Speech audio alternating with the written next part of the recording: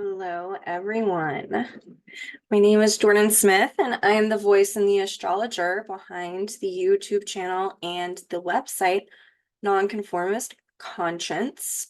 I feel like a lot of you guys know who I am, but I have to say that for the people who are new. So, welcome if this is your first time viewing something of mine. I have been seeing more activity on my Instagram and Facebook, all of my things pertaining to the astrology. And so I wanted to take the time to talk about how I do these videos. I teach so many people. I have people I tutor. I really feel like this is something that a lot of people are wanting to learn how to implement in their lives. And so the way that I do this is I break things down in a systematic, very Virgo-like way in order to communicate what astrology is reflecting and also how we can utilize it in our lives. With the weekly forecast, to really understand how this can be showing up in your own individual life, it's good to know where these transits are occurring in your own chart by house, and that will give you more information. So, without further ado, let's talk about this week. So, today is the 6th. We have Venus in Capricorn square the nodal axis. The south node is in Libra, the north node is in Aries.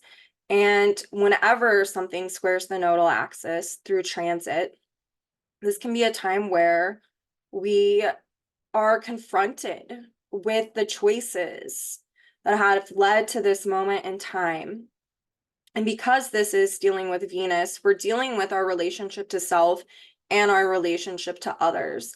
And there's an emphasis on really needing to self-reflect on how our choices and how we've structured relationships have played a role into this point in time. And so this planet, Venus, squaring the nodal axis, really represents where the present moment, Venus, is meeting with the past and the prior dynamics of a Libran nature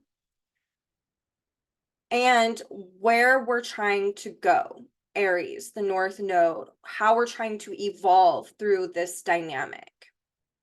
And the Aries north node is ruled by Mars and Capricorn that is culminating, meaning that it's just behind Pluto wanting to meet up in the sky with it, and it will meet up in the sky whenever it transits and ingresses into the sign of Aquarius.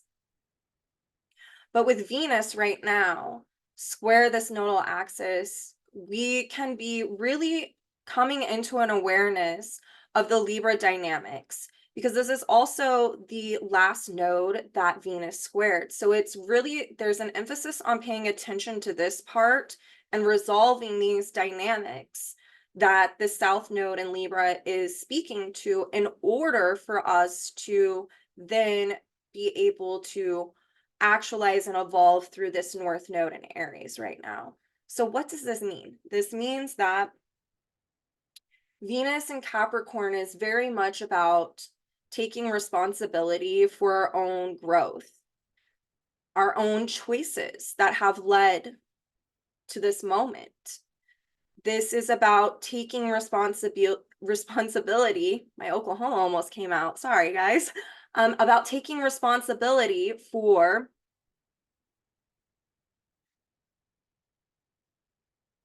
the ways in which we have participated in structuring our relationships and our relationship to self. Capricorn so much has to deal with conditioning, and it is naturally part of the cardinal cross. So there's this emphasis on wanting to start a new cycle, but needing to tidy up some things before that new cycle can start. So with the cardinal signs, there can be this emphasis on taking 2 steps forward and then 1 step back. The need to reflect, because those 2 steps forward can induce fear sometimes. Like, oh, what did I just do? What choice did I just make? And it's because there's a new cycle wanting to start, but this new cycle creates fear because it's the unknown. It's doing something out of one's comfort zone, essentially. And this is true with all of the cardinal signs. So with Venus and Capricorn, we're looking at our conditioning. This is of a societal, family, cultural, religious. It can be all of these types of conditioning factors. And what our conditioning does is it teaches us it's no different. Our parents, when we're younger, they teach us about, these are what our family values. This is what we do in our family. This is the way that we interact with each other. All of this creates an imprint, which is essentially a conditioning factor. If your family took you to church growing up, then that church is going to condition these things. It's going to condition your beliefs, and what you believe is what gives meaning to life, and what gives meaning to life conditions and speaks to what we value, and what we value speaks to what we need. And so it's really about looking at all of this. And then the South Node is about, have imbalances been created through these dynamics?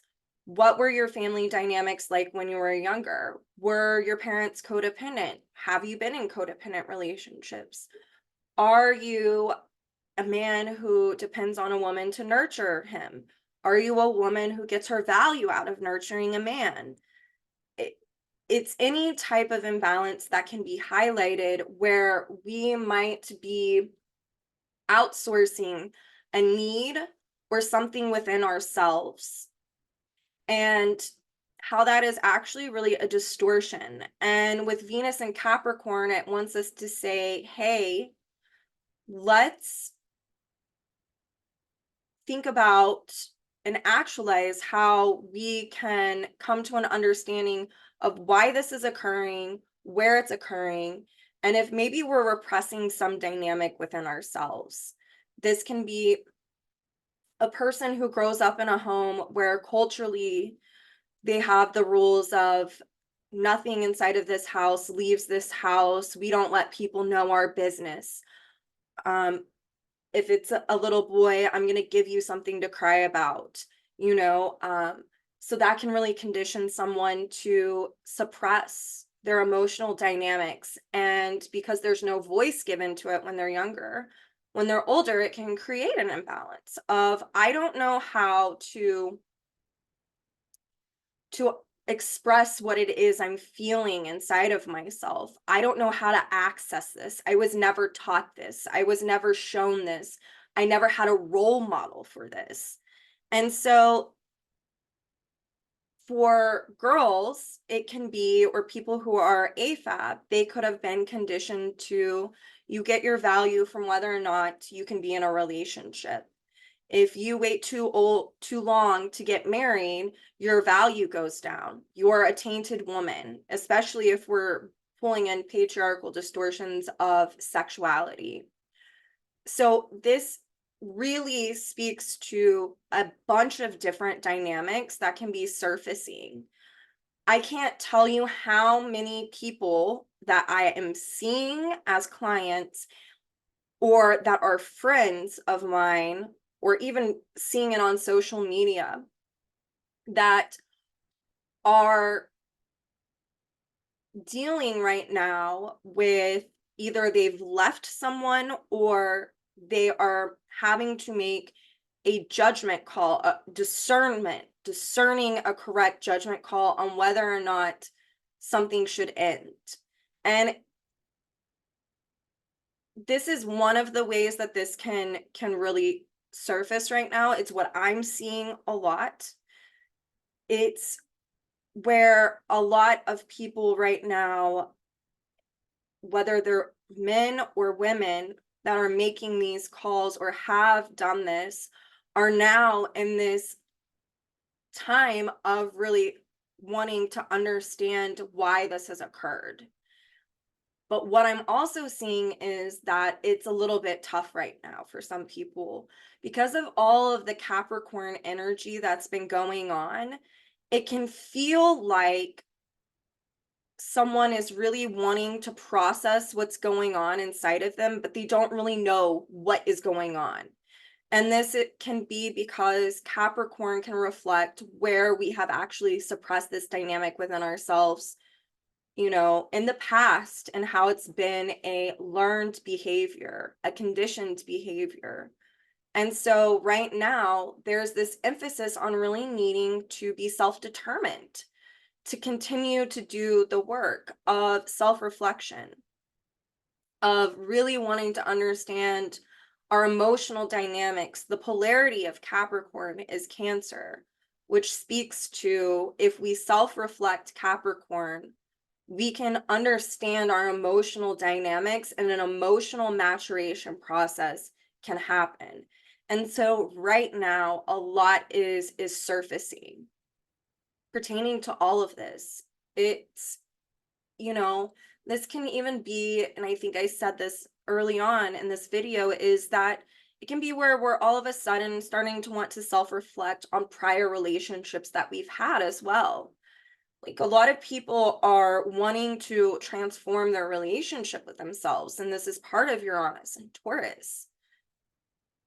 And so in order to do that, in order to understand, what do I value, what do I need, there's this self-reflection of also looking back on prior relationships and how they were structured, how they worked.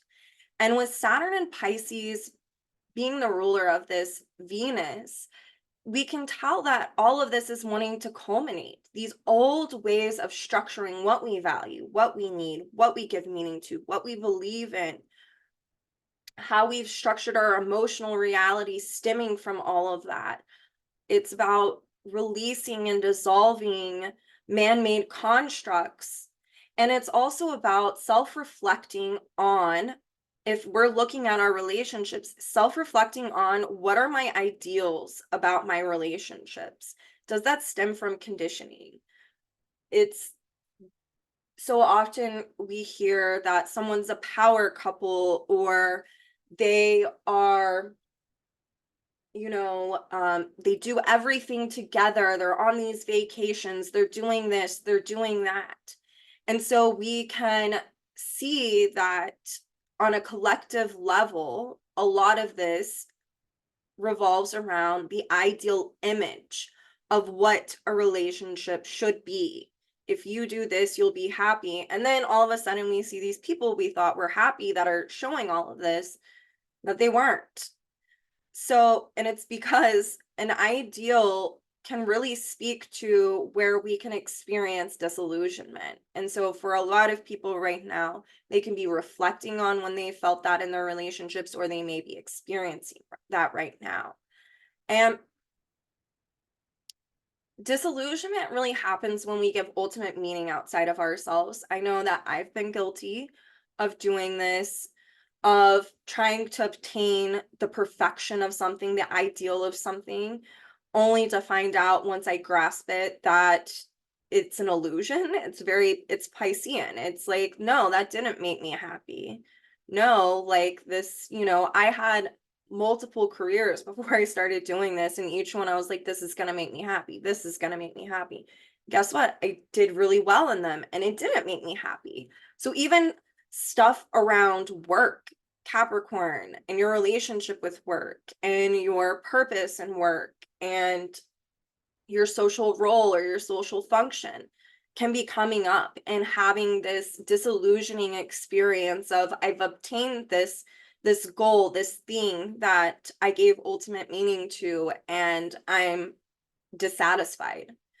And so what that really points to is the need to be self-determined, Capricorn, to be able to nurture and emotionally validate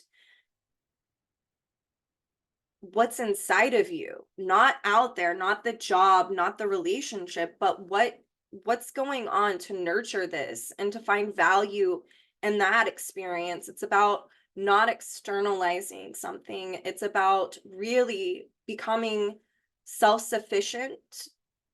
And this also speaks to Uranus and Jupiter and Taurus being ruled by this Capricorn Venus squaring the nodal axis. It's about being self-reliant and cultivating healthier self-esteem, or understanding where we might be overcompensating in areas of our life for fear of being our authentic self. This is more of the Jupiter and Taurus piece, where that has created imbalances, or if it has. It's about liberating from old values and needs that have been conditioned, where we've over-identified with them, and then we've had disillusioning experiences because of that.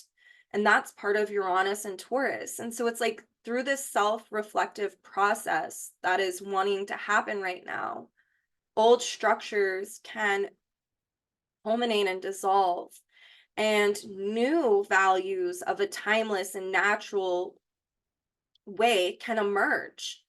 And Jupiter and Taurus, ruled by this Venus, is really about, how do we expand upon this? What feels natural for me? That way I can live authentically, and this can fuel a healthy self-esteem and an inner reliance that's wanting to be rebirthed, essentially.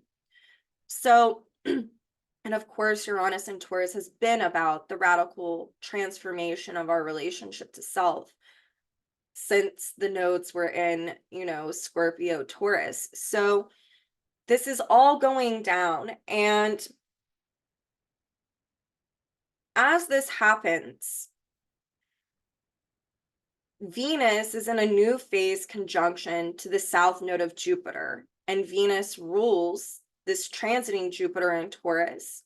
And so if we're looking at our beliefs, Jupiter, and how that conditions our values and needs, Taurus, Venus on the south node of Jupiter in the sign of Capricorn, ruled by Saturn and Pisces, is really speaking to the conditioned beliefs. The prior south node conditioned beliefs. And that is also square this nodal axis,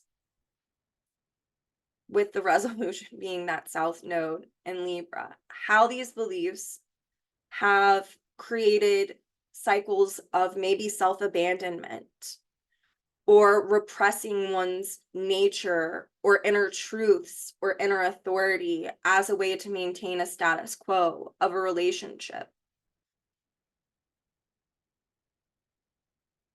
Saturn ruling this in Pisces is wanting us to really jump into these emotional dynamics and to explore them, and to really cultivate an inner awareness or an inner standing of how this has taken effect in our lives. And this is on a collective level. Just think about how this can be viewed on a collective level. How on a collective level our values have created imbalances between countries, Capricorn, and the boundaries. How it's created imbalances with how we, have a relationship with this earth, and the distortions and the over, oppressive nature of it. It's all of these dynamics. Something is wanting to shift in the collective, and that is very much about Pluto and Aquarius. And so we can see how this astrology is really reflecting this, and how there's a personal way of working with it that can help facilitate this ongoing evolution within the collective as well. But because Jupiter is a part of this, because it's ruled by that Venus, and Venus is conjunct that south node of Jupiter, it's more about understanding what feels natural to us. If we're discovering the distortions and the imbalances perpetuated by these distortions, stemming from our learning throughout our life, revolving around our beliefs and what we give meaning to, and how that conditions everything, especially our relational needs, there's this need to become self-reliant through understanding what our personal values are, what our personal needs are, to meet those. That helps to emotionally validate ourselves and create a sense of inner security. That way, we're not externalizing our security upon another person or, another type of relationship that we have, whether it be work or this or that. So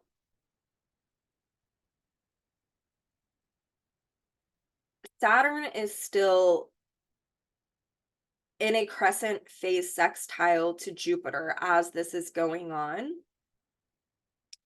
And this really speaks to the dissolving of these old beliefs and really being able to integrate this awareness as a way to create a new structure, a new form within, on an emotional level, on an internal level. And this has the ability to help us change how we structure relationships through first restructuring our relationship to self. With Uranus, a big part of all of this is about when we do this work, it changes our inner vibration, it changes our inner magnetism. We then can bring forth, we get attracted to other people who are now in alignment with what it is we've come to understand about ourselves. So as this is going on, Mars in Capricorn is also in a last quarter sextile to Neptune. And so Mars is culminating towards Pluto in Aquarius. And Mars is so much, yes, it's about courage, but on the flip side, it's about fear. And this culmination process towards Pluto in Aquarius is about this liberation, liberating from the known.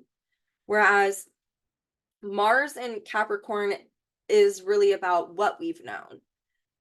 It can be where we are making a choice, we're desiring to make a choice, and we're really afraid because it's new. We're doing something new. And with Mars in a last quarter sextile to Neptune, it can be an ease of integration if we choose to act on making brand new choices through self-reflection and correct judgment making. And that this ultimately has a propensity to ignite transformation and a liberation process if we can be self-determined to commit to this process. And that is part of the culmination. And then also when there is a direct conjunction later on with Mars and Pluto, when Mars enters Aquarius, which is not this week yet, we can really start to come into more awareness as to how prior choices, prior desires have affected us. And so there is this need for courage. There's this need for self-determination.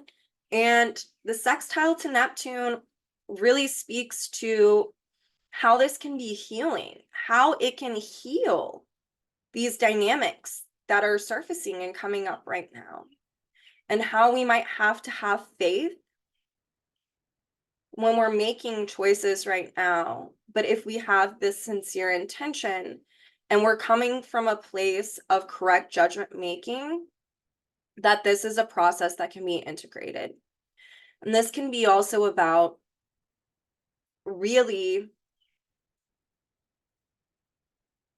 forgiving especially of ourselves, because a lot of anger can be coming up right now when we're coming into the awareness of maybe how we abandoned ourselves in the past for the sake of the status quo, or where someone had the inability to listen to where we were coming from. All of these dynamics. So this is kind of like a hang on moment, like trust this process, be self-determined to do so. And a lot of healing can happen during this time. I love that on the 7th, Lilith in Sagittarius is in a crescent sextile to Mercury in Aquarius. And I feel like Lilith is really facilitating a process that's wanting to unfold. Because right now, on a collective level, we're seeing how the divine feminine, the natural feminine principle, has been suppressed and oppressed. How distortions have played out because of this oppression. And I'm not just, when I say feminine principle or divine feminine principle, I'm not talking about an exclusion from men. This is something that men have within them as well. We all emanate from a woman. The distortion happens when we're not able to nurture an emotional dynamic within ourselves. And part of the resurgence of the divine feminine is about the ability for everyone to know how to emotionally nurture themselves, to emotionally validate themselves, the ability to access their emotional dynamics, the need for men to honor their own feminine principle that is natural to them as a way to nurture themselves. And where distortions have played out with men and women through suppressing this function, through how we've been conditioned. Lilith is about staying whole unto ourselves. It's about not submitting to the demands of conditioning that say that you have to make yourself smaller or you have to suppress something. Lilith is very much about the nurturing principle of the feminine. In our own natal charts, Lilith speaks to our most natural sense of self and where we are to nurture that as a way to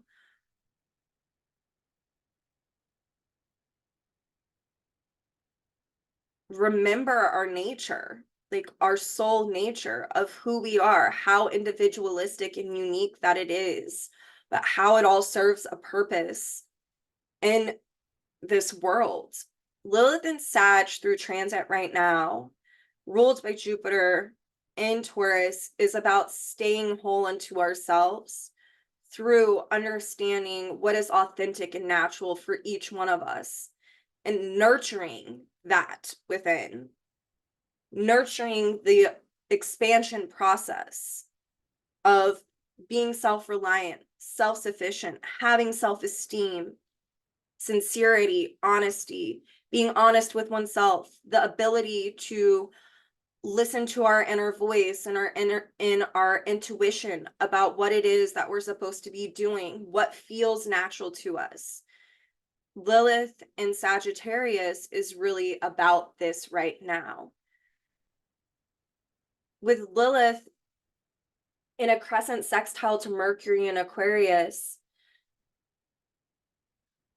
this is where we can really have new ideas and inspiration, and I said ideas, but information, ideas, inspiration about what it is that we're needing to learn or discover about ourselves, and to have an integration of what this is. Aquarius is about our higher intelligence and our subconscious memories. It's about our individuated unconscious. And so right now we can be having bursts of insight about what it is that we're needing to do right now as a way to nurture our authenticity, our nature, our natural nature, about recovering this. Uranus rules this Mercury. And so again, I've said this so often, and I'm going to continue to say it. So much about Uranus and Taurus is about really paying attention to the ideas and the thoughts that repeat and start repeating more and more, that are not of a negative sense, but of a, this is the direction you should go. This is the choice that you should be making. You know, for some people, it's, I think I need to move. I think I need to move. Oh, I need to do this for my purposeful work. I need to get out of this relationship. I need to get out of this relationship. It can be anything. It can be an idea about whatever it is that you're supposed to be doing. But ultimately, this is about when we listen to our inner guidance that's emanating from within, it creates self-sufficiency, and it creates and cultivates more authenticity. And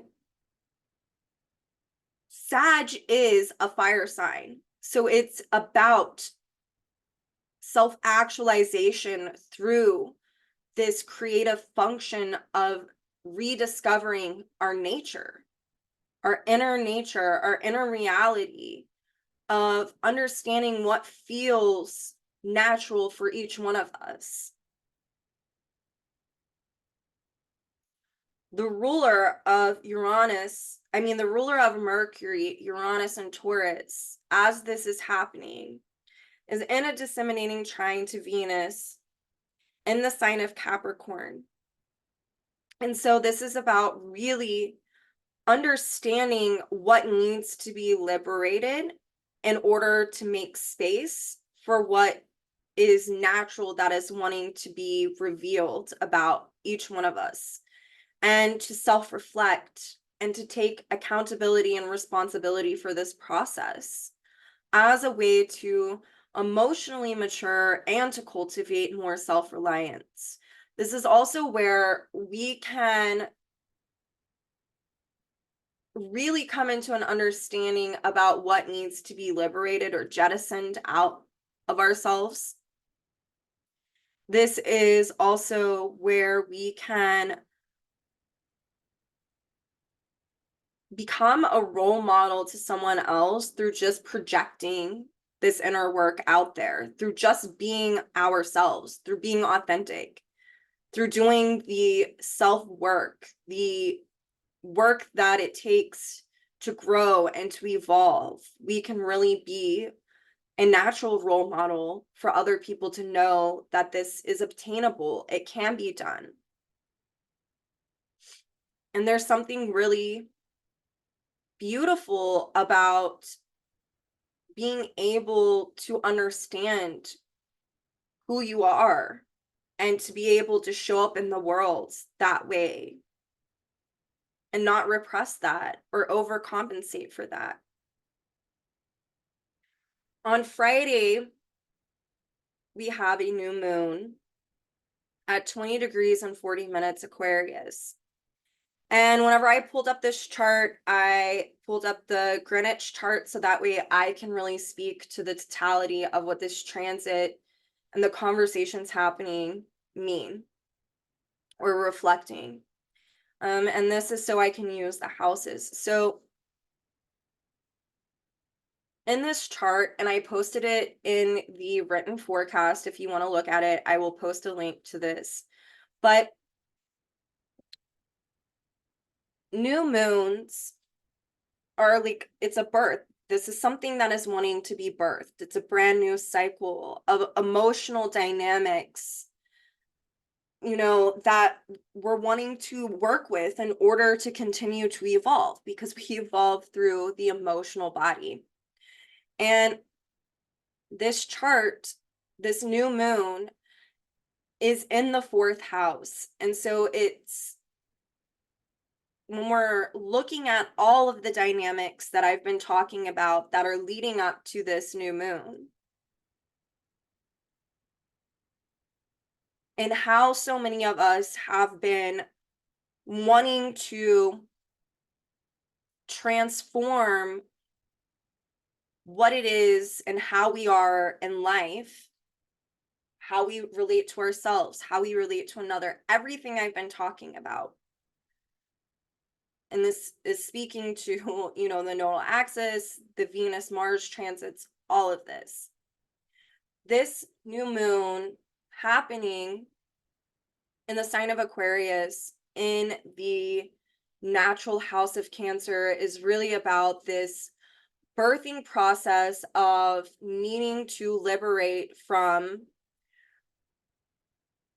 where we felt secure, where we felt insecure, what dynamics play into that, the known way of feeling or getting our inner security.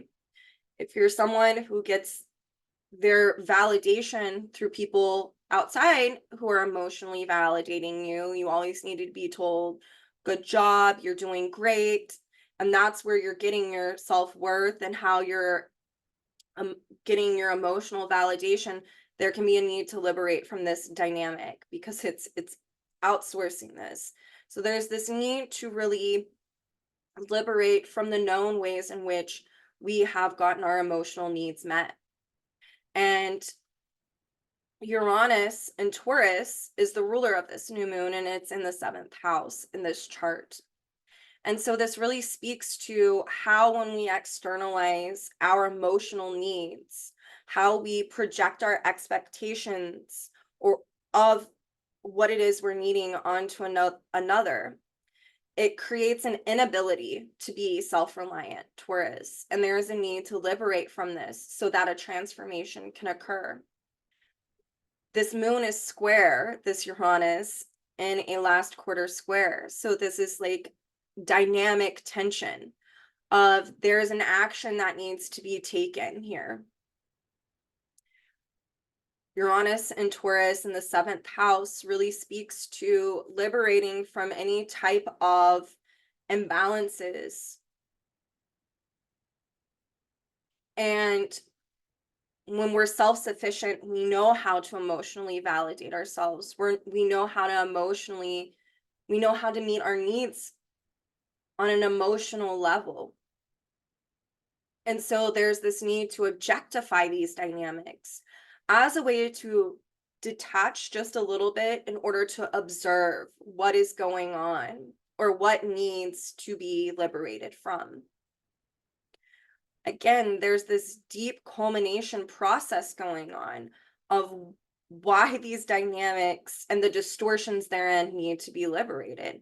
This is seen with Venus, the ruler of Uranus, in the sign of Capricorn. It is the ruler of the South Node in Libra, which falls into this 7th house. The ruler of Venus is Saturn and Pisces. So there's all of these culminating, dissolving, wrapping up cycles in order for this transformative process to happen. And we don't really know in Aquarius and with Uranus what that is. This is like there can be a disconnect. But it can be where, just like that, we come into an awareness and the need to take the steps in order to liberate from where we've over-identified with something. Aquarius and Uranus have so much to do with conditioning, just like Capricorn does.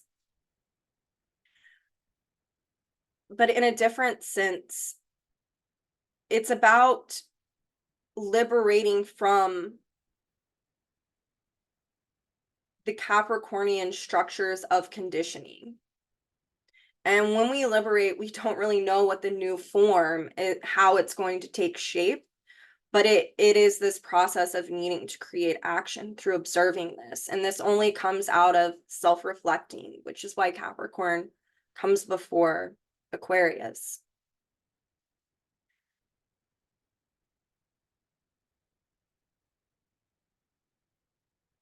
I think I touched on where we can, in the sign of Aquarius, where we can come into this awareness of where we've over-identified.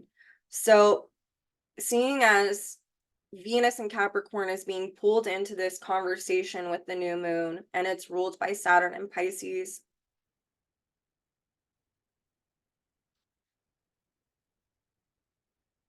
it is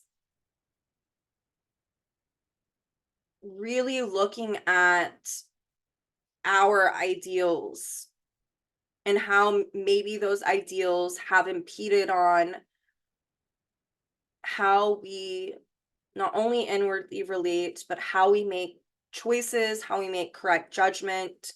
And it can be about our emotional reality. And so with this moon in the 4th house, pulling in all of this, there's this need to really observe how we have structured our emotional reality, where it comes from, the why of it all. And that can facilitate this process of individuation, which is also an Aquarius Uranus dynamic. And individuation really just, in a very simple way of putting this is about thinking for oneself. If we have Capricorn that comes before Aquarius, this is how we've learned. It's how we've been conditioned. And usually around our Saturn return, if we are aware at all, we will start to think about, is this really what I believe? Is this really what I think? Is this what, And so it's this rebelliousness that can happen, and it's rebelling against the status quo of what was learned. And this new moon really speaks to that and how this facilitates a culmination process.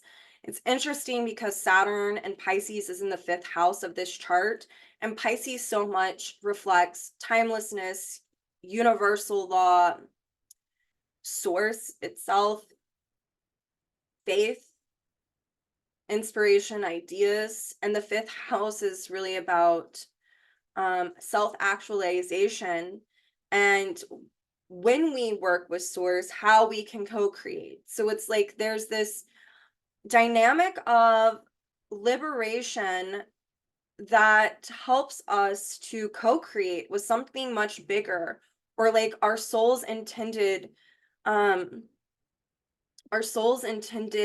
desires and evolutionary course. And again, Uranus and Taurus, the ruler of this new moon, is like listening to yourself. Like, what direction are you being pulled to go? What idea about the direction? Where are you feeling this call? And this has the ability for us to consciously work with these dynamics.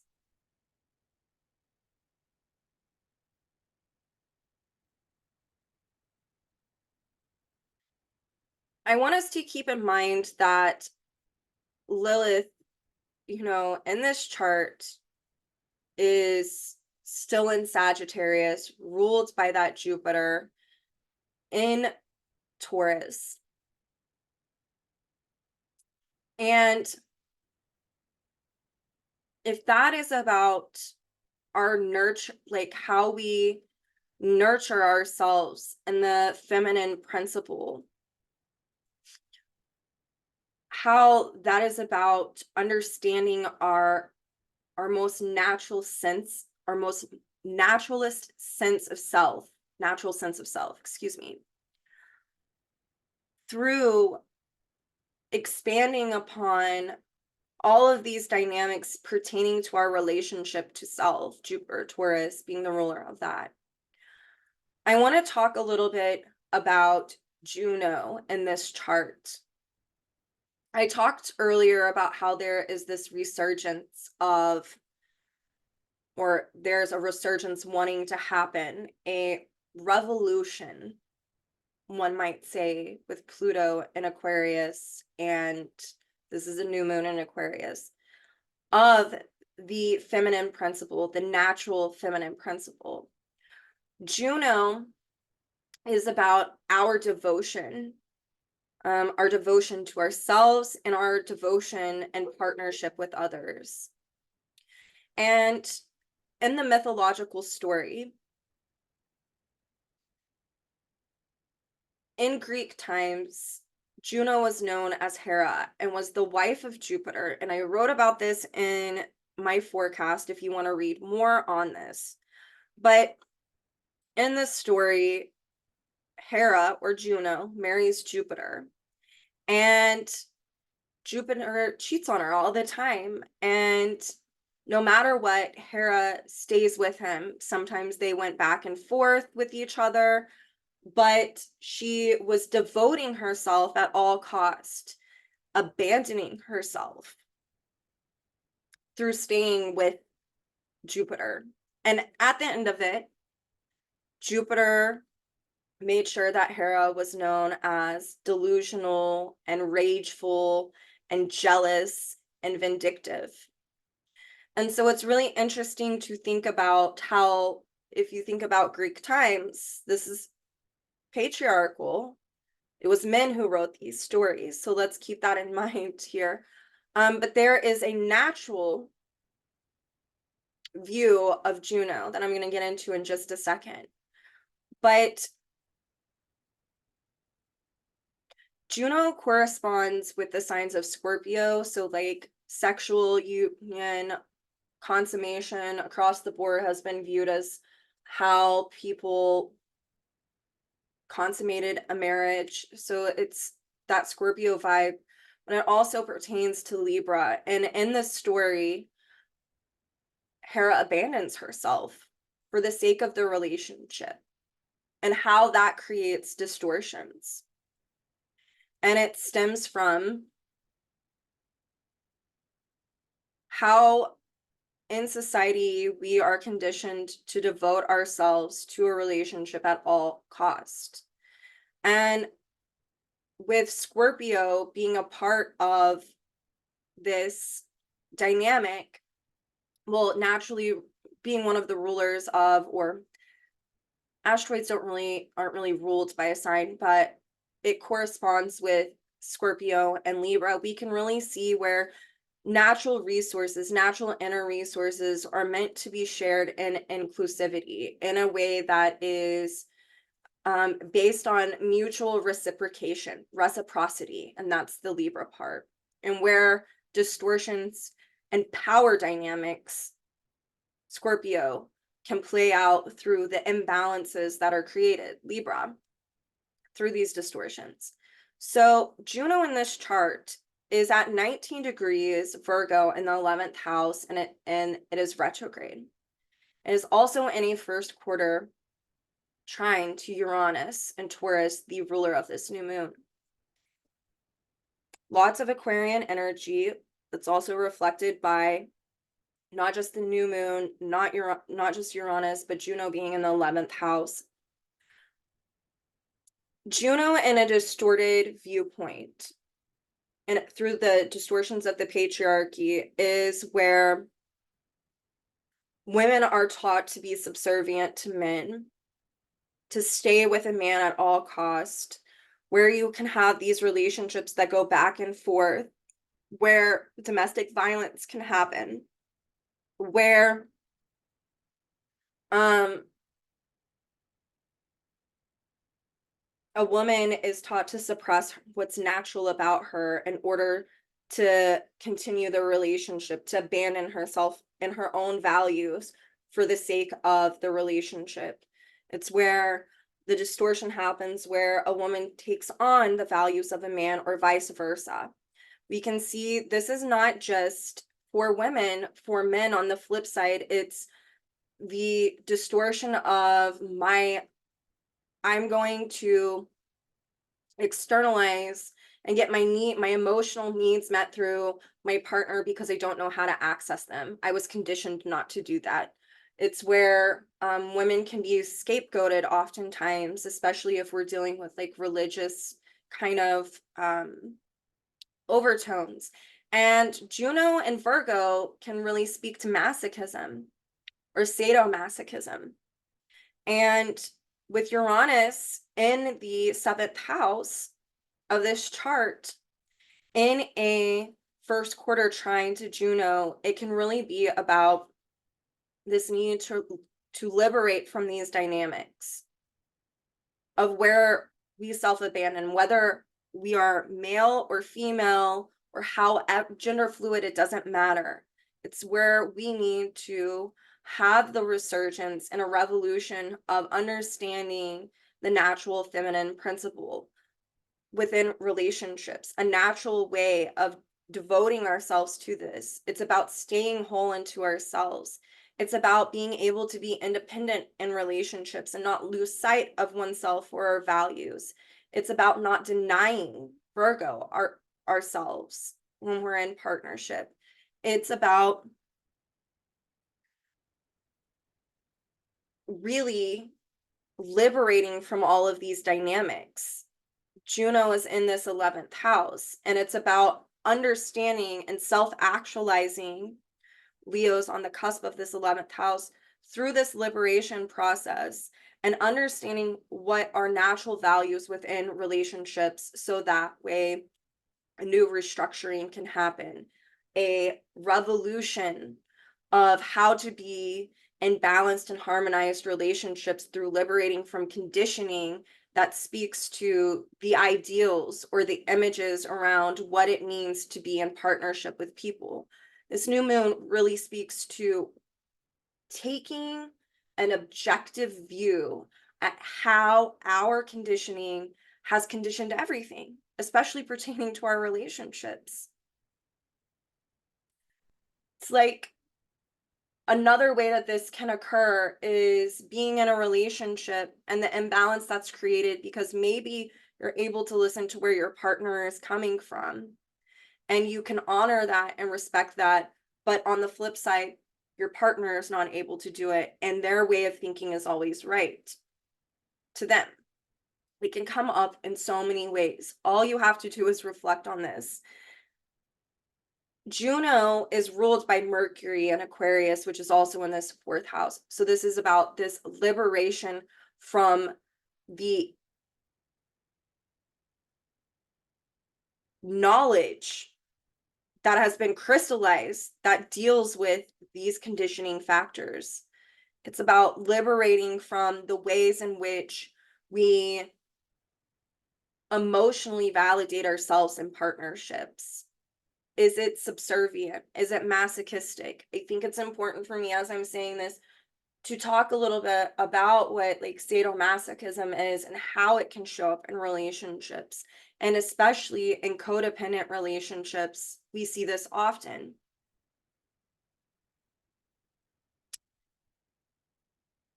So masochism is about learned guilt. I feel guilty, and so I feel I need to atone. We see this a lot with people who get in a self-abandonment cycle, where self-abandonment, Libra, can perpetuate anger, Aries, because it's distorted. It's where we mask ourselves. Libra can be about masking. So in relationships, a self-abandonment cycle, which is just one Libra dynamic, can be where we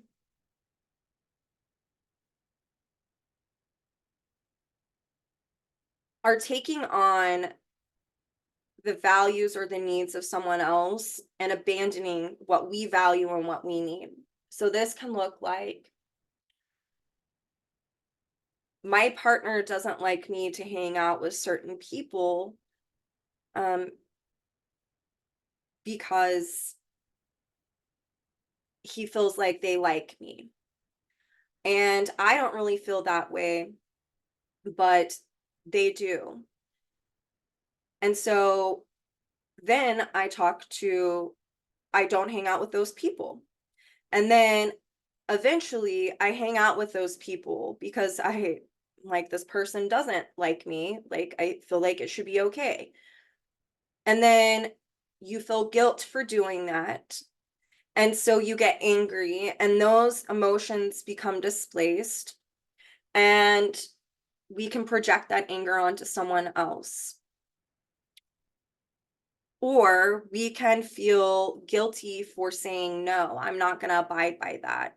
And that's learned guilt, because for me as a woman, I'm supposed to be subservient to a man, and I'm supposed to like go with what they say. And so there can be a lot of anger that comes up right now where we see the distortions of this. So masochism can be where I'm feeling guilty for something that I shouldn't actually be feeling guilty for. And whenever I abandon myself, because I'm feeling guilt, eventually I blow up with anger, and then I feel more guilt about my anger. And then this cycle just continues to loop on and on and on. Sadism can really be about where one feels guilt that they need to, that is actually natural, but they act out in anger about that instead. And so they project that anger onto someone because they feel guilty about their actions. I know one of the ways that I've seen this happen with clients is one of their partners ends up having an affair, and the way that they understand that that's happening in their intuition is because all of a sudden their partner is being really mean to them, and it's because they feel guilty for what they're doing because it's against natural law. So there's all of these ways that this can happen, and so it's like taking a look during this new moon about all of these dynamics, how they've played out in your life. They might not have played out in the way that I'm talking about. These are just two examples. And there is a resolving, there's something we're supposed to be resolving about this dynamic through the objective awareness that this brings and the liberation that is supposed to happen. And through nurturing what is actually natural in relationships, as opposed to if you're subservient, or like how we're taught, that naturally creates an imbalance. Like, do we see how this is working out here in this chart? So this can be happening. Juno's also in a yod with the new moon and Uranus. So this emphasizes how we're meant to self-improve upon this dynamic through liberating from all of this, through liberating from where we might have denied our emotional reality pertaining to this, seeing as Mercury is in Aquarius in the 4th house of this chart.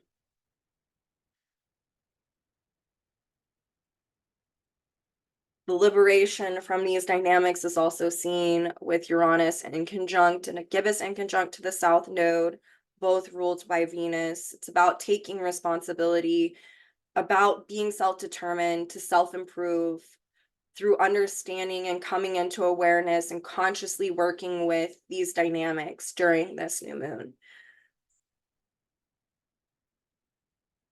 So a lot of awareness, a lot of new ideas, a lot of new knowledge, new messages can happen during this new moon that help with a liberation process. This really is this time to, we're not just looking at one-on-one romantic partnerships either. This can be our friendships. Is one of you always playing the counselor and the other one the counselee?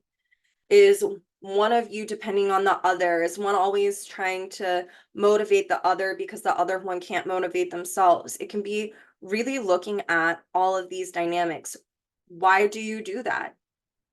Do you feel value from that? Is that how you emotionally validate yourself? Are you getting your emotional validation from someone else, one of your friends doing this? This is a new moon that speaks to emotional self-reliance, emotional liberation. Maybe we've over-identified with some belief that has been projected upon us. It's all of this. There can be, with Uranus and Aquarius, there can be tons of ahas and dots connecting that can happen if we consciously want to utilize this. This new moon is powerful. And the last thing I want to mention to just further emphasize on how there is a need on a collective level to liberate from the patriarchy, Capricorn, is Venus during this new moon is conjunct Pluto's south node in Capricorn, both ruled by Saturn and Pisces. So this like really emphasizes the need to dissolve man-made structures that create crisis and trauma. Aquarius, crisis, Virgo, Pisces, and are destabilizing to us. I would really challenge, I think so often women are more introspective on an emotional level because we don't have the conditioning around us from every level saying that you have, like, if your emotions, you're too sensitive, you're a baby. Like, that's kind of like this conditioning that happens more often with men. It can happen with women. But for men, because I know I'm talking about the feminine, this really speaks to the undistorted masculine. Like, what would it look like for you to have not been conditioned or to receive the messages that your emotions don't matter, or you don't have the right to feel, or that you have to be the monetary provider while the woman takes care of the home? Like, it's like looking at what would it look like for gender roles to not be the norm, to not be a status quo. It's like, this is a new moon that I want everyone to feel like that they can work with. Every man or person assigned male at birth has a right, a natural right to nurture their emotional reality. This helps with emotional maturation. It helps with living authentically and naturally. Like, what would it look like if you hadn't been conditioned in the ways that men in society are conditioned? How would that feel in your life, taking out what you've been conditioned to think how it feels? It's part of Mercury and Aquarius and the fourth house. It's really using this in a way that is inclusive to all genders, whether gender fluid, whether assigned male at birth or assigned female at birth, whether you're trans, anything, non-binary. It's looking at, have you been conditioned more to be suppressed? Did you grow up in an oppressive childhood? It's really objectifying all of this and thinking about what it would look like to nurture oneself and to understand that there's like an inner communion with self. So much is wanting to change right now, collectively and personally, individually, for each one of us regarding this. Women who have been conditioned to be submissive, well, you've been conditioned to not actualize the undistorted masculine principle within yourself on the flip side. So it's like you can't be independent, you can't do this, you can't do that. We all hear these things. So it's like, let's really objectify what this means and how this has shaped our reality, and really consciously work towards having an integration and a co-creation of the masculine and the feminine right now. I hope you all, I feel like has been a long video, but there was so much to talk about. But I hope that you all have a beautiful new moon. I feel like this can spark new ideas, new revelations. It has the propensity to change our inner magnetism.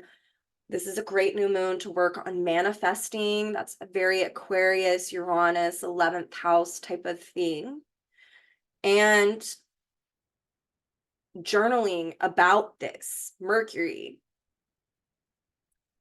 journaling about what you value, what you need, how you want to be self-sufficient, how you want to emotionally nurture yourself. This is a beautiful time for a self-revolution, like a transformation to take shape and to take place. And it's like all we have to do is objectively look at what constitutes our reality. And that's different for each one of us.